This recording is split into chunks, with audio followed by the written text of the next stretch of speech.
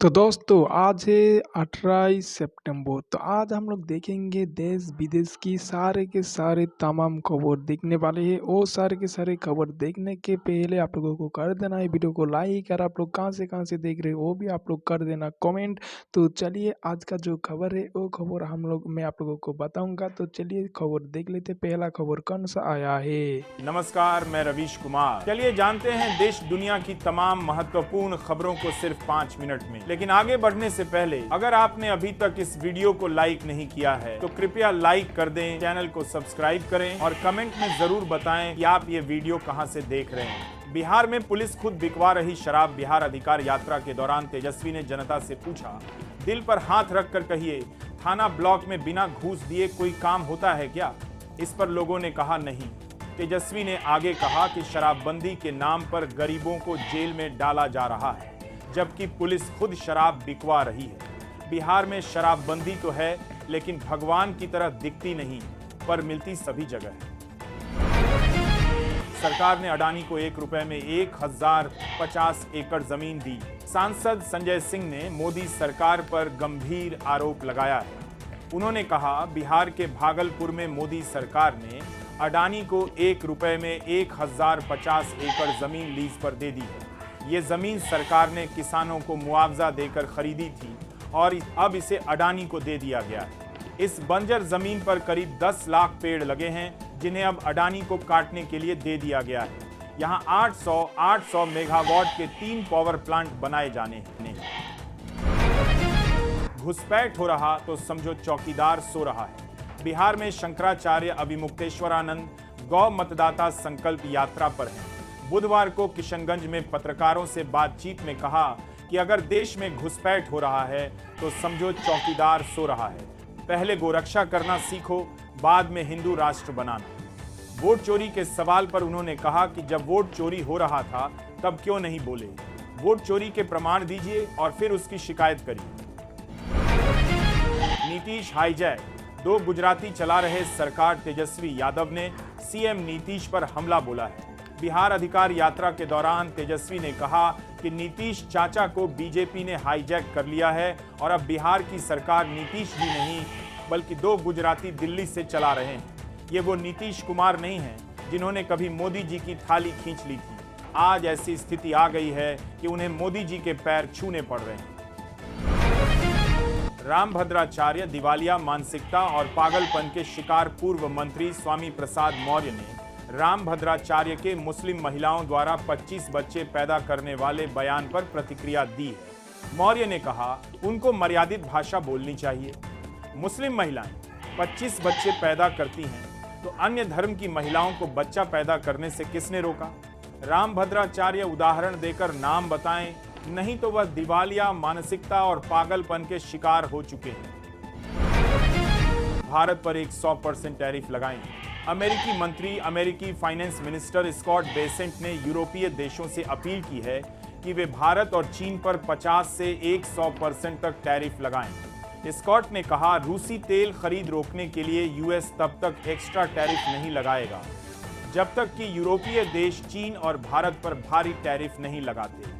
Europe को रूस की ऑयल इनकम रोकने और यूक्रेन युद्ध खत्म करने में बड़ी भूमिका निभानी होगी। हम यूरोप से उनकी जिम्मेदारी निभाने की उम्मीद करते हैं।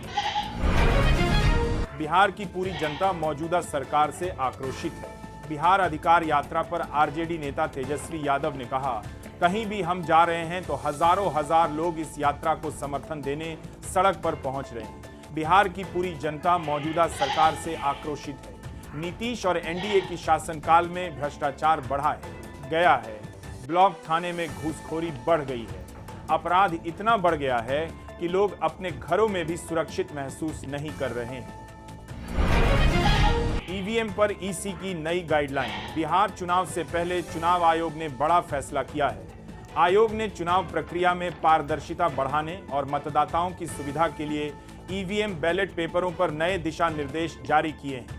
ईवीएम के बैलेट पेपर पर उम्मीदवारों की तस्वीरें अब रंगीन होगी, जिससे उनकी पहचान करना आसान होगा। इसके साथ ही उम्मीदवार का चेहरा बैलेट पेपर पर 3/4 हिस्से को घेरेगा ताकि वह स्पष्ट दिखाई दे। देश प्रदेश में सभी जगह जंगल राज। यूपी के पूर्व मंत्री स्वामी प्रसाद मौर्य में वाराणसी में केंद्र व यूपी की बीजेपी सरकार पर हमला बोला है। स्वामी प्रसाद ने कहा, देश और प्रदेश जल रहा है। आलम यह है कि बेरोजगारी, महंगाई चरम पर है, किसान परेशान हैं, युवा बेरोजगार हैं, किसानों को खाद के नाम पर लाठी मिल रही है, हर 400-500 मीटर पर शराब की दुकान खुल रही है, गुंडे माफिया बेखौफ होकर कानूनी की धज्जियां उड़ा रहे हैं, सभी जगह जंगल राज है। अफरीदी के वीडियो को लेकर किरेन रिजिजू पर भड़की प्रियंका चतुर्वेदी, उद्धव ठाकरे गुट की सांसद। प्रियंका चतुर्वेदी ने शाहिद अफरीदी का वीडियो शेयर करने पर केंद्रीय मंत्री किरेन रिजिजू पर निशाना साधा। उन्होंने कहा, यही अफरीदी कुछ महीने पहले तक बीजेपी सांसदों के साथ उठता बैठता था। दुबई में उनकी दोस्ती और गर्मजोशी सबने देखी। क्या इसे दोहराना पड़ेगा? इस बार बाहर बैठिए मंत्री जी। रिजिजू ने वीडियो शेयर कर तंज कसा था कि पाकिस्तानी लोग राहुल गांधी को अपना नेता बना सकते हैं। जाओ और देवता से कुछ करने के लिए कहो। सीजेआई-एससी ने खजुराहो के जवारी मंदिर में भगवान विष्णु की 7 फीट ऊंची खंडित मूर्ति के जीर्णोद्धार से संबंधित याचिका खारिज कर दी है। याचिकाकर्ता का कहना था कि मुगलों ने आक्रमण कर मूर्ति को खंडित किया था। सीजेआई बीआर गवई ने कहा, तो कहते हो कि भगवान विष्णु के कट्टर भक्त हो, जाओ और देवता से खुद कुछ करने के लिए कहो।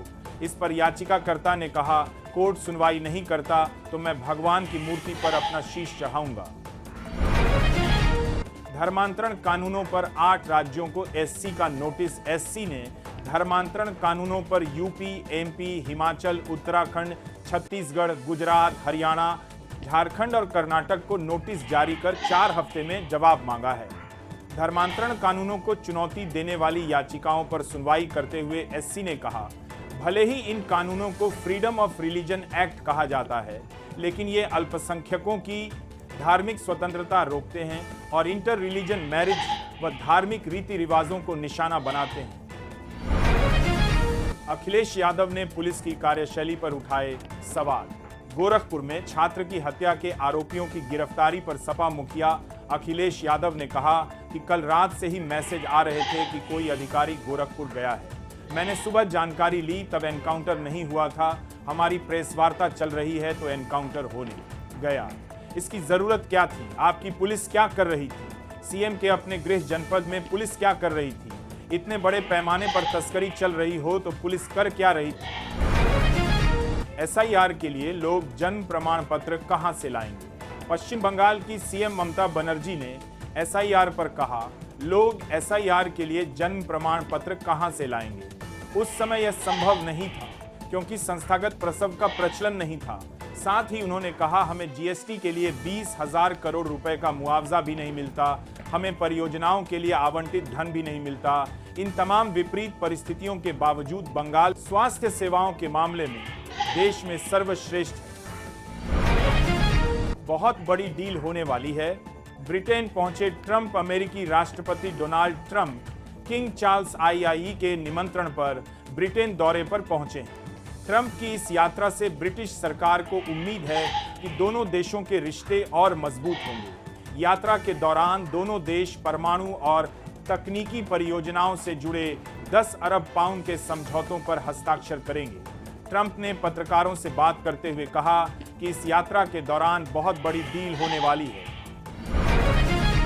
डार की कोई इज्जत नहीं, मुनीर ने कुर्सी से हटाया। ईरान में पाक आर्मी चीफ आसिम मुनीर ने उप प्रधानमंत्री इशाक डार को कुर्सी से उठा दिया। दरअसल ईरान में एक मीटिंग के दौरान पाक पीएम शहबाज शरीफ के पास बैठने के लिए मुनीर ने इशाक डार को कुर्सी छोड़ने का इशारा किया। इसके तुरंत बाद वह कुर्सी से उठ गए।